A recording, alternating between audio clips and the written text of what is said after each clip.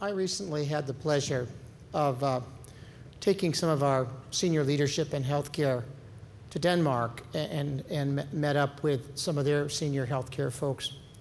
And it was about the time when our member from Congress from Tucson, Arizona had been shot. And at a meeting that I was in with the Minister of Health and some of the leadership from Denmark, they asked me a question that I've been thinking about ever since, and I want you to think about it as well, because it defines really the journey that we're on.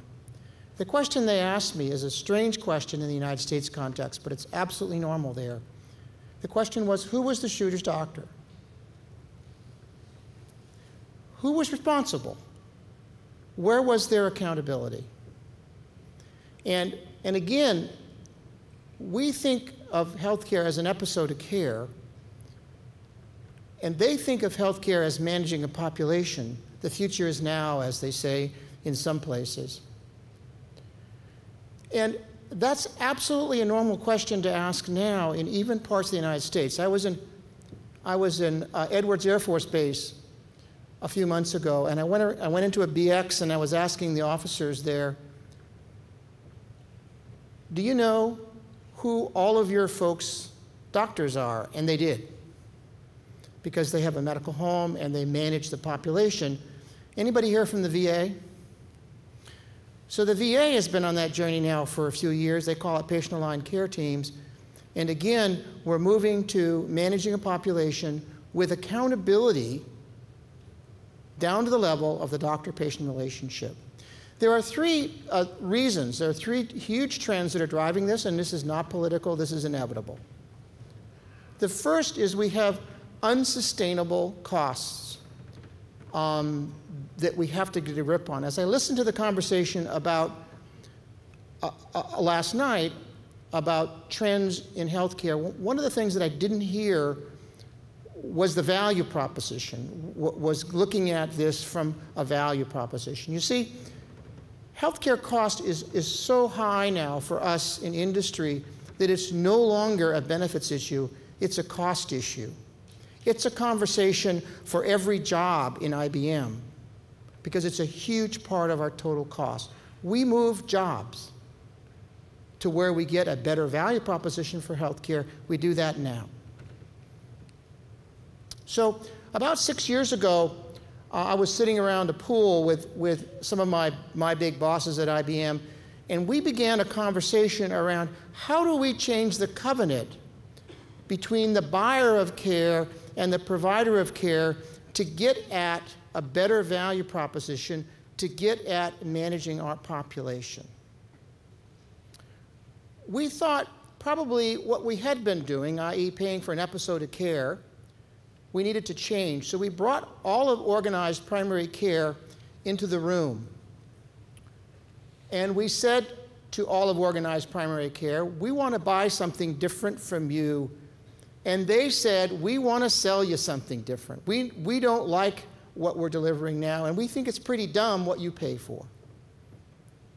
So we asked the House of Primary Care, the House of Family Medicine, Internal Medicine, General Pediatrics, and the Osteopathic Association to give us a set of principles upon which they could all agree around how we could buy a different proposition. They gave us the joint principles of the patient-centered medical home. They're very, very, very powerful.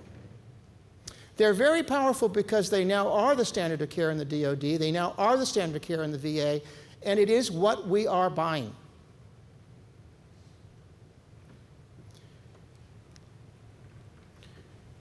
We have to do that because we really have an innovation imperative.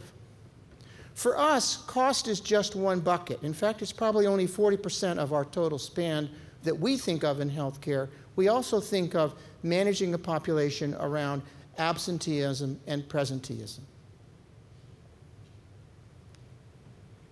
So this is the trend line for us. This is the elephant in the room. This is what we can't sustain, and this is the first of the driving factors for the change to a model of the patient-centered medical home or population management. I like to start off with good news. The good news is that we brought all of the large payers in the country together 5 years ago, a year after we started the PCPCP. And we told them, there were 47 large buyers of the Fortune 100 in TRICARE. And we said we want to do pilots all around the country. And if you don't do it, a year from now, none of us will buy our health care plans from you. They did it. The results are very good. This is some results that just came out from Michigan. This is the kind of data we're seeing all over the country in literally hundreds of pilots now. We're seeing, surprise, surprise, better upstream care, lower downstream cost. We're seeing this kind of data. This is out of Michigan. This is our biggest pilot. This is Blue Cross Blue Shield of Michigan with over 2,600 physicians. Anybody here from Michigan besides Steelcase? It's awesome. Patients love it. So it's a no-brainer for us. This is our data. This is what we want to buy.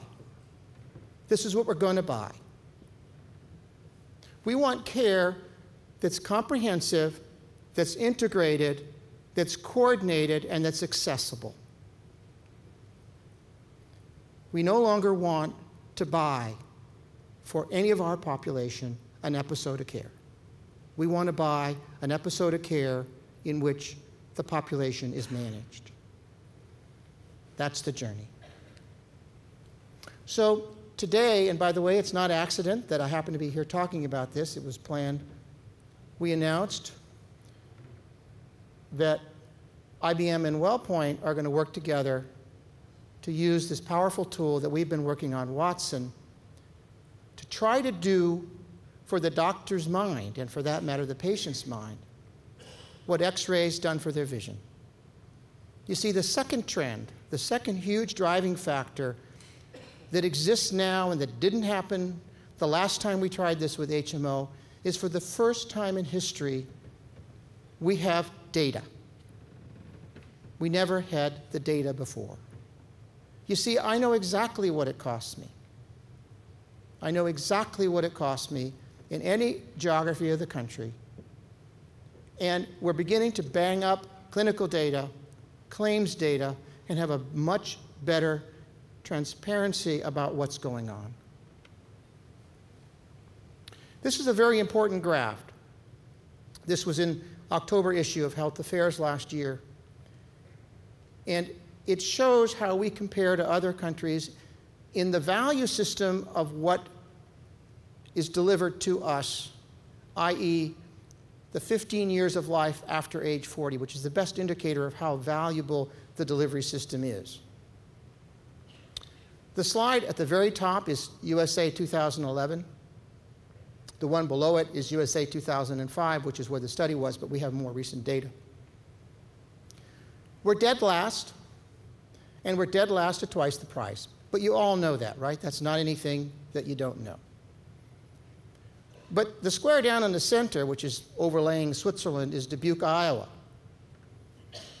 Dubuque, Iowa is pretty well positioned compared to the rest of our nation. In fact, it looks pretty much like it's in the same pattern as the other developed nations. We just put 4,000 jobs in Dubuque, Iowa.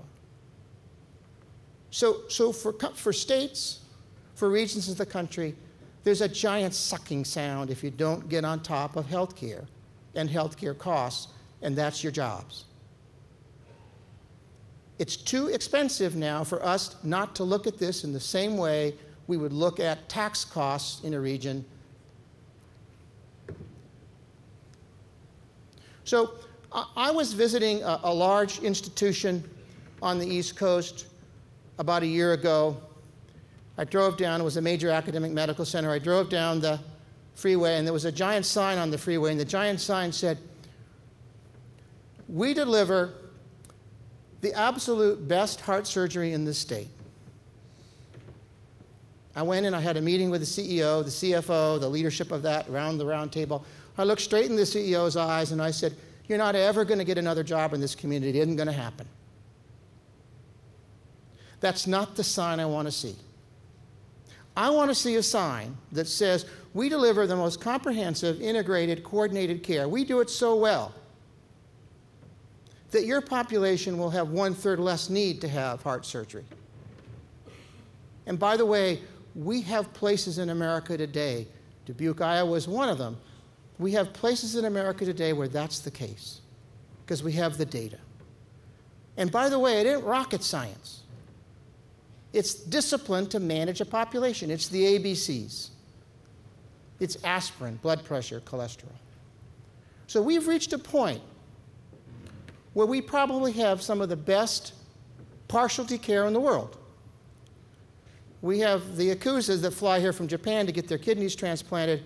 You know, the king of Saudi Arabia comes here and gets his back surgery done.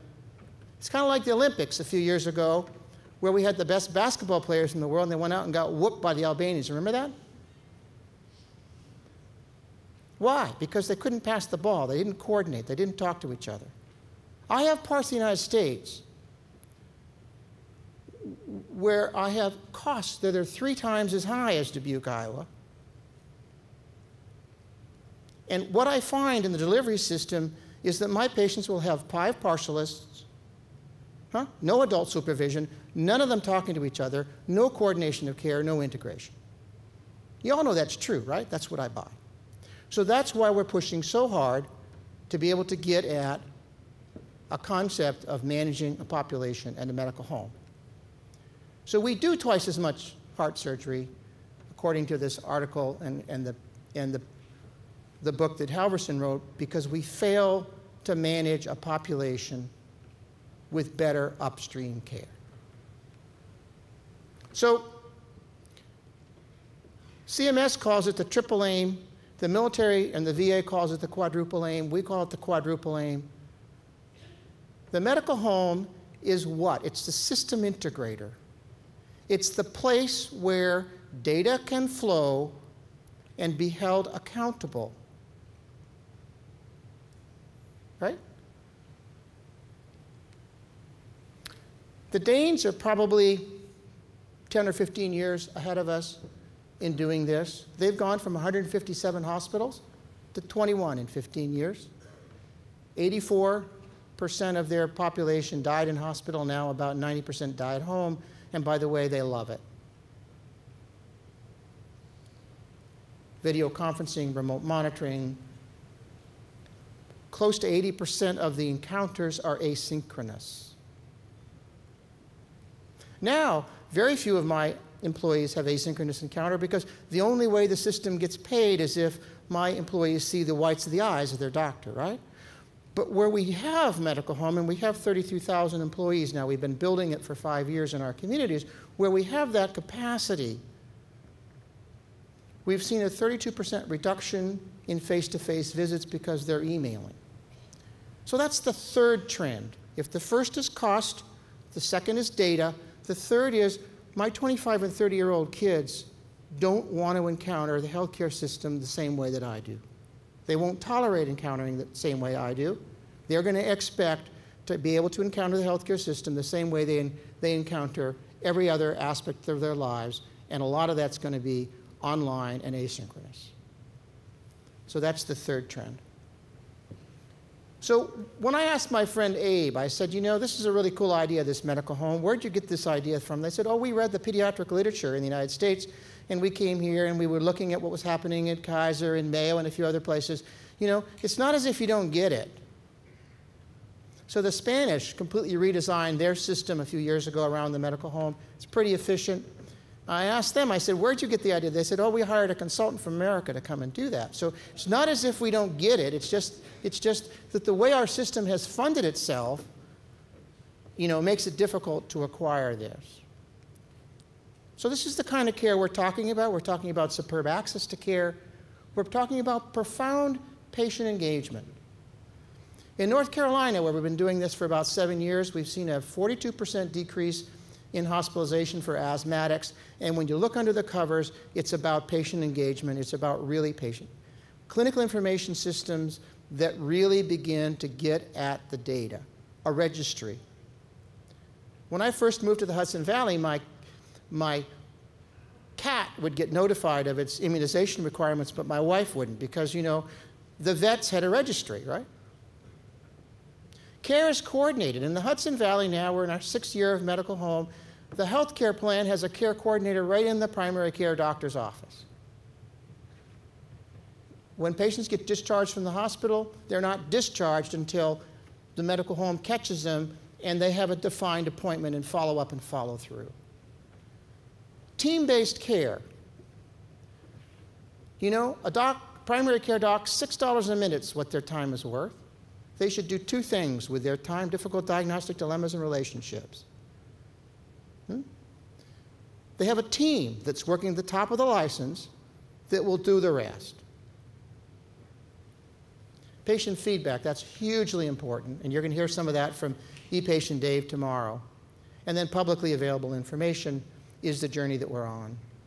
So this you can Google. It's the carrier letter from the Office of Personnel Management.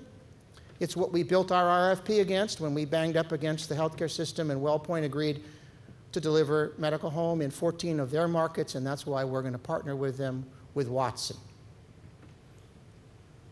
This is the stuff we're looking for when we buy care today.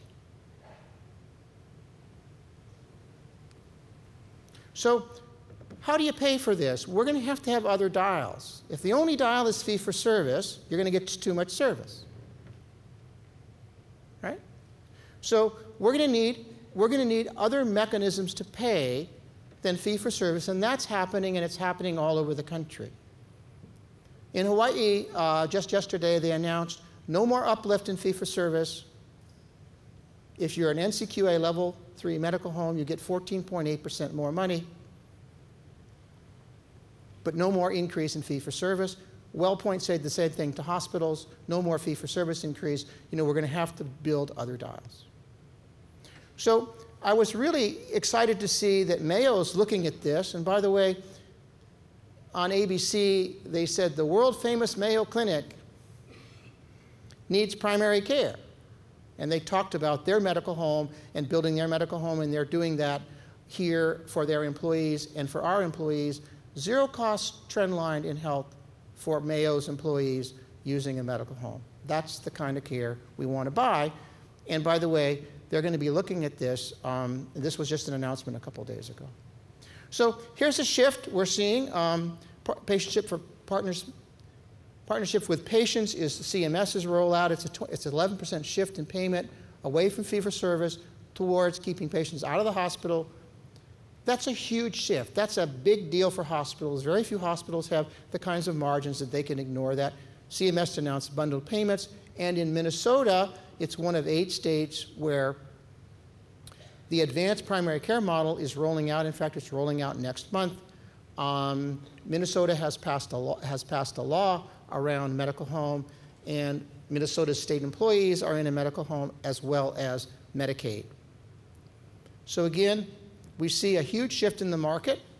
Care First in Maryland, Michigan, WellPoint rolling out, again, fee-for-service, paying other ways, moving towards other dials.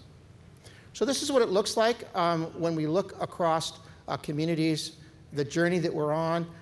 We're building HIT now with meaningful use. We're building primary care capacity in medical homes. We're integrating care coordinators right into the practices, and we're beginning to see this value proposition roll out across the country. Probably Vermont is furthest along of any of the states. We happen to be the largest single corporate employer there. We've been working very carefully. There they tax, shouldn't say tax, 1.9 cents of every sick care dollar goes into a pool that hires a community coordinator, and they integrate health and sick care right down into the doctor's offices. And we have seen an 11% decrease in cost in our populations in Vermont in that model. This is the trend line. This is bending the curve. So this is how it looks in the DoD. This is their model. It's exactly what we want to buy for our employees, no different. This is what it looks like in the VA. In the VA, they've changed the name to patient-aligned care teams, but it's the same model. Again, every VA patient, every DoD patient, and every IBM patient, plus 47 other companies, this is what we're demanding. Medicaid, we have a recent publication that just came out. in the last issue of Health Affairs, looking at 21 states, and this is the kind of data we're seeing in Medicaid, $29 per member per month decrease in Oklahoma. We saw a 76% increase in access in Colorado. We saw a decrease in 22% and ER utilization to 36%. And Washington State, which was probably the lowest in the country in terms of was 18% below the national average, and inpatient stays were 35% below national average. Again, all built on medical home. This is the third trend line, which is social media that's driving this. And it's not political. We have bipartisan support. Newt Gingrich swears on a stack of Bibles. I've got a video with him saying it's the best thing since sliced bread. And of course, the Obama administration has made it so with an executive order to the White House and the VO. So with that, I'm going to finish because I think I'm out of time. And thank you very much for your attention.